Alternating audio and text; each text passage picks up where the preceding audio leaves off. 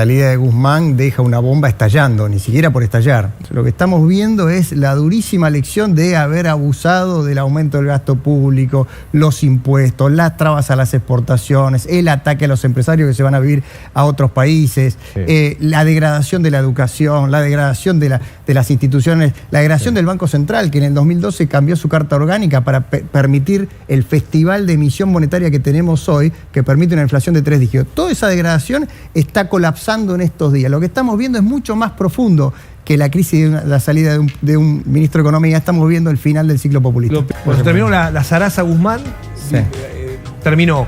¿Qué viene o qué piensan ustedes que viene con Batakis? ¿Viene Cristina? ¿Viene más de lo que teníamos hasta ahora?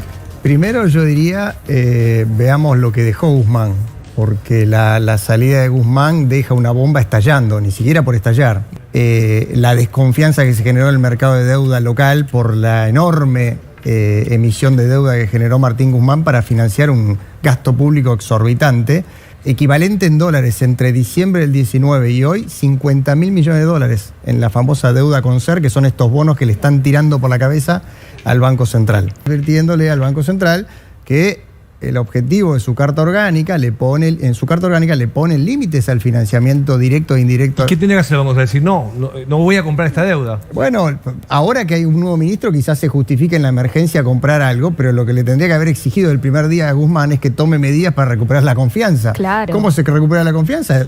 Flaco, perdimos las elecciones porque vos no... Estás haciendo un ajuste, le decían. Claro, vos no emitiste en el año electoral, emití más. Plan platita se lo exigieron a Guzmán. Digo, porque si no parece que Guzmán fuera el malo de la película. Bueno, tendríamos que haber dicho Alberto y Guzmán, y Alberto, Cristina y Guzmán, en realidad, porque es la tríada la que lleva adelante la política económica. Y es cierto que Guzmán fue el que más resistió en su momento el embate del kirchnerismo, pero no lo frenó. Y sobre todo en este primer semestre fue llamativo la enorme expansión del gasto público. Para que tengan una idea, el gasto público creció aproximadamente los primeros 5 meses 15 puntos arriba de la inflación. Aumentó el gasto público.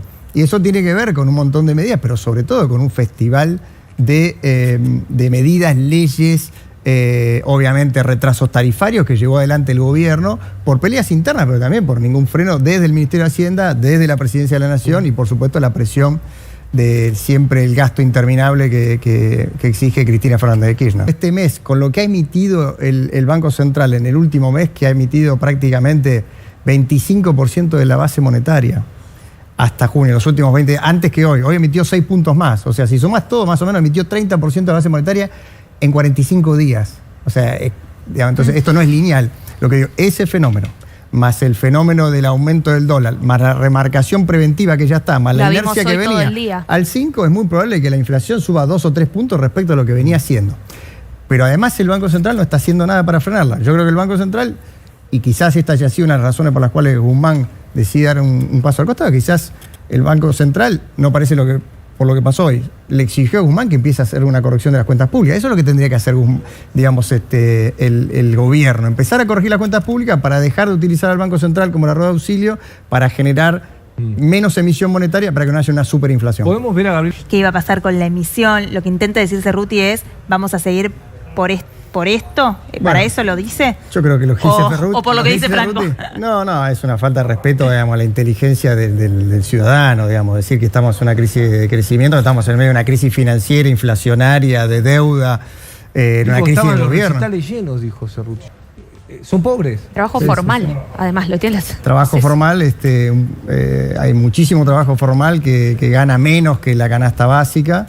La inflación rampante, por eso tenemos los niveles de pobreza que tenemos. No se crea empleo en la Argentina hace más de 10 años. Pero más allá de la ministra, yo creo que acá hay un enorme problema de conducción política que tiene que ver con no haber entendido lo que significaba la salida de Guzmán. La salida de Guzmán no es producto de una crisis política, es producto de una crisis económica y financiera grave que está ocurriendo, digamos, desde hace un mes en la Argentina, cuando se derrumbaron los bonos. ¿Qué tendría que haber hecho Guzmán cuando empezó esta crisis? Un programa de corrección fiscal del descontrol que hizo en el primer semestre. Es decir, mientras tanto el Banco Central me va a financiar.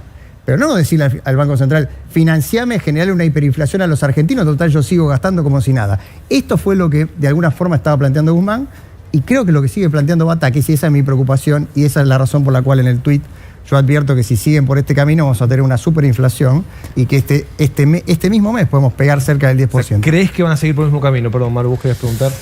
Yo creo, por las señales que veo hasta ahora, por el perfil de la ministra, por la falta... el gobierno ni siquiera cumplió con ese programa del Fondo Monetario. De las 5 cosas que pedía el programa, no cumplió ninguna. No solo no cumplió las metas, tuvieron que revisarse. Y nosotros cumplimos con nuestra responsabilidad. El que no cumplió con su parte es el gobierno, que ni siquiera hizo lo mínimo que le pedía ese acuerdo, que era ir ordenando mínimamente las cuentas públicas para evitarle a los argentinos una nueva crisis cambiaria, de deuda inflacionaria como la que estamos sufriendo hoy día.